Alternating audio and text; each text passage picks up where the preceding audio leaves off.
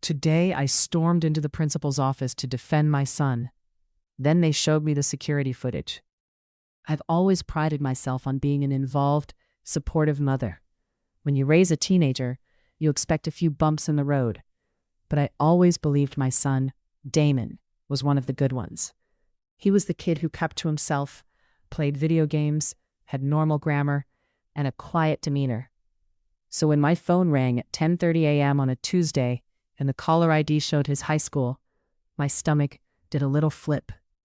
But I wasn't prepared for what came next. The principal's voice was tight and professional. "Mrs. Miller, we need you to come to the school immediately. Damon has been involved in a severe bullying incident, and we've suspended him pending a full review." A hot wave of adrenaline rushed through me. Bullying? My Damon? It felt like an absolute joke. I immediately went into defensive mode. I started thinking about how school administrators always misread situations, how zero-tolerance policies always punish the victim who finally stands up for themselves. By the time I grabbed my keys and got into the car, I had completely convinced myself that Damon was the victim. He must have been pushed to his limit. Some aggressive kid must have cornered him, and Damon just defended himself. I was locked and loaded, ready to go to war for my son. When I marched into the administration building, the heavy silence of the front office did nothing to calm me down. I was led into the principal's office, where Damon was already sitting in a low plastic chair. He didn't look at me. He kept his eyes glued to his sneakers, his shoulders hunched tight. Seeing him look so defeated only fueled my anger. The principal sat across from us, looking exhausted. Before she could even state her case, I opened fire. "I want to know exactly why my son is being suspended," I said, my voice sharp and demanding.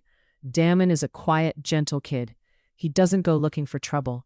If he was involved in a fight or an argument, I know for a fact he was pushed into it.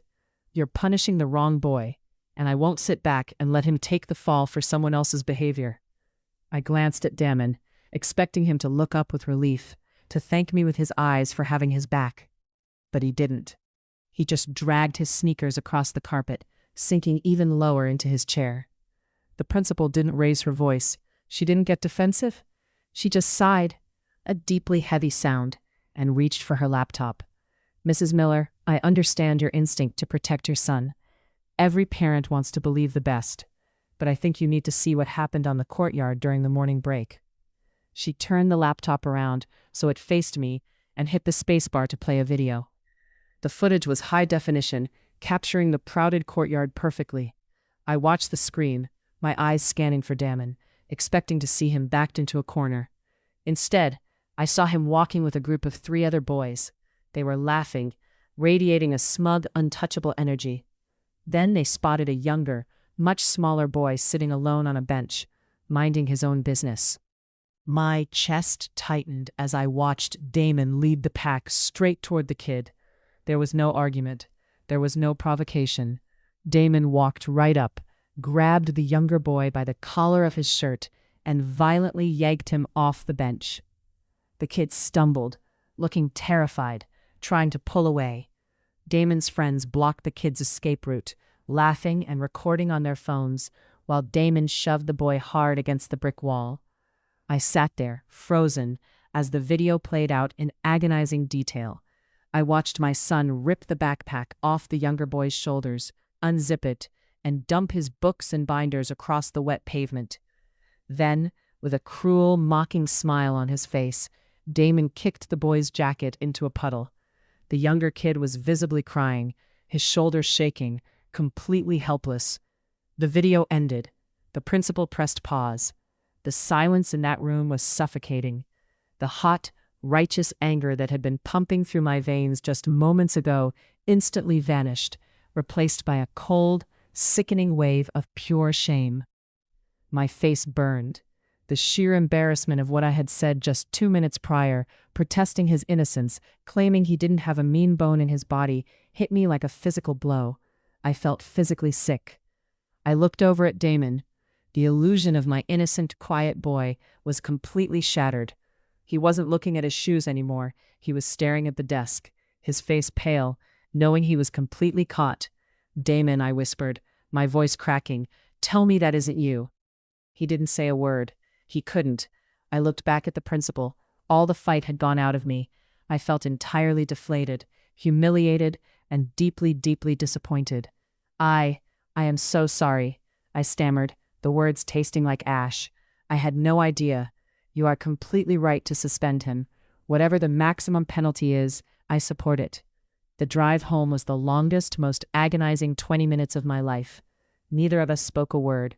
The silence in the car was heavy with the weight of my disappointment and his dread.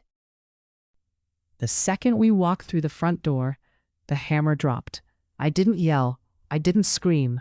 My voice was deadly quiet, which I think terrified him even more. "Hand them over," I said, holding out my hand. "What?" he muttered. "Your phone, your iPad, everything. Hand them over right now." He hesitated, but seeing the look on my face, he reached into his pockets and placed his phone in my hand before going to his room to fetch his tablet. "You are grounded," I told him, looking him dead in the eye. "No friends, no screens, no leaving this house except for school. For the next 3 months, your life consists of school, homework, and chores, and that's just the start." The next day, I contacted the principal to get the contact information for the younger boy's parents. I forced Damon to sit down and write a formal handwritten apology, but words weren't enough.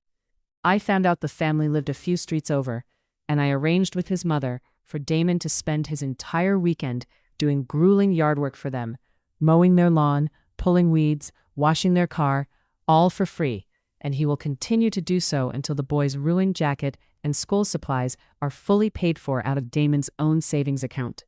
It has been a few days now, and the house is entirely silent. I still feel a pit in my stomach every time I look at him.